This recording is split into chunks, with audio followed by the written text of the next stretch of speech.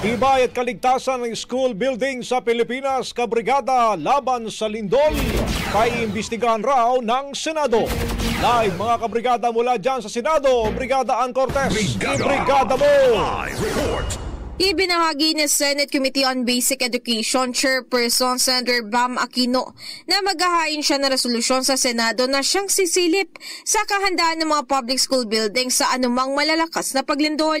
Ayon kay Aquino, ang resolusyong ito ay konektado raw sa kamakay ng sunod-sunod na paglindol sa iba't ibang parte ng bansa at maging pag-amin ni dating Bulacan Assistant District Engineer Bryce Hernandez na pawang substandard mula noong 2019 hanggang ngayong taon ang kanyang mga ginagawa infrastructure project sa Bulacan, kabilang na nga ang mga classrooms.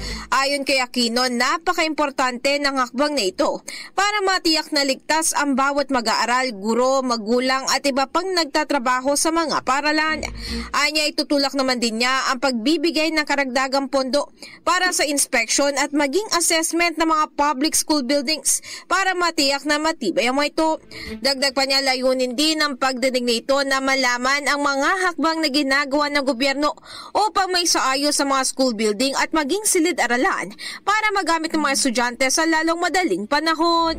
In the heart of changing lives, ako si Brigada Ann Cortez ng 105.1 Brigada News FM Manila, The Music News Authority. Ang bahaging ito ay hatid sa atin ng Yummy-Vit ES3 Syrup. Simulang tuparin ang pangarap ng iyong anak. And starting now,